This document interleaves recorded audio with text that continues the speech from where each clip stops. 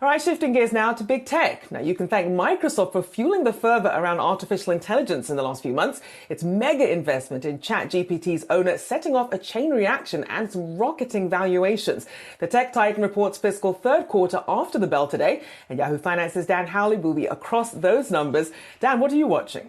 Yeah, I think, obviously the big discussion is going to be about ChatGPT. You can expect them to discuss AI about 10,000 times during the call, and I'm sure that's the same amount of numbers that analysts will be asking about AI. One of the things that is getting lost here, though, in all the AI hype is cloud, and I think that's been one of the big drivers for the stock price for years.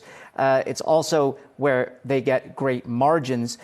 So far, we don't know what kind of benefit we're seeing from the ChatGPT OpenAI billions of dollars that they've invested, or when we'll see that. They've implemented it across their products, whether that's Microsoft 365, their security offerings, Teams, Edge, and the Bing chat bot that they have. But we don't know yet what we're seeing as far as a revenue stream benefit. Maybe we'll get something there, although they just announced these products in the past few months, so doubtful. But yeah, the cloud is what we're looking at as really something that'll give us, a firm idea of how Microsoft is doing. And so far, the projections for the cloud are for, growth to slow again. That's something we've seen since at least Q3 of 2022.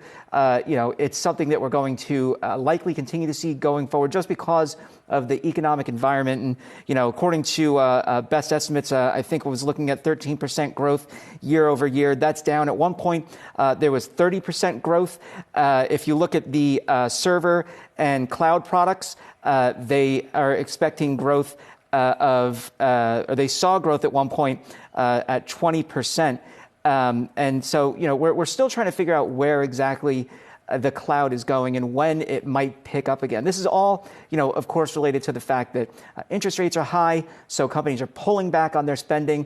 Cloud and security, those are really important for these businesses. To see them pull back on that, they've done thousands of layoffs, right? So they're cutting corners where they can at this point. I imagine at some point they'll have to start seeing reinvestment. So the cloud, I think, though, is really going to be the big story here. AI is great. It's fun. It's interesting. It's what everybody wants to talk about. But cloud is going to be the most important. And you raise an interesting point. AI creating a lot of the buzz. But when it comes to the meat and potatoes of Microsoft, you're thinking of the cloud business. I wonder, do you think we'll hear much about the gaming aspects of the company as well? We could, right? I mean, they still have the Activision Blizzard acquisition that's out there. They've gotten some good movement around the UK as far as potentially moving forward with that acquisition, though here in the US, it's still going to be under the FTC investigation and whether or not they'll move forward with that, whether or not Microsoft can push back successfully.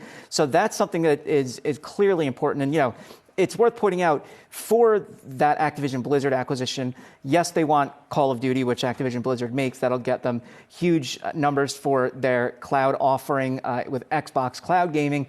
The mobile side of things, though, is really, I think, what's kind of left out of the equation, the important part here, because mobile, fastest growing, most lucrative part of gaming. It doesn't take billions or hundreds of millions of dollars to make games on mobile, and people just, lap it up. So I think the other thing that we'll have to look at, and this is going to be potentially another negative, is Microsoft's more personal computing segment, which is part of where Xbox and the gaming is reported. The big deal here is a decline in PC sales. According to Gartner, they saw in the first quarter of 2023 a 30% year-over-year decline in PC shipments. And that's likely going to hurt Microsoft.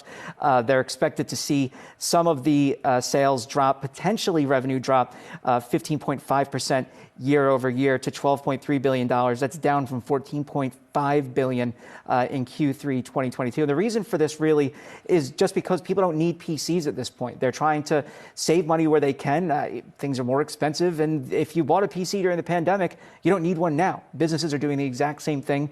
And so that's why we're seeing people pull back there. And it's likely going to be like that potentially for some time. I spoke to an analyst during the last quarter, and they said don't expect things to start picking up again for a couple of years for the PC market.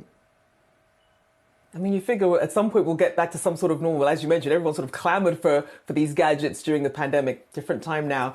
A big thank you to Yahoo Finance's Dan Howley. And of course, don't miss this evening's After the Call from 6:30 p.m. Eastern Time. We'll be giving you the scoop from both Microsoft and Alphabet's earning calls. You don't want to miss those.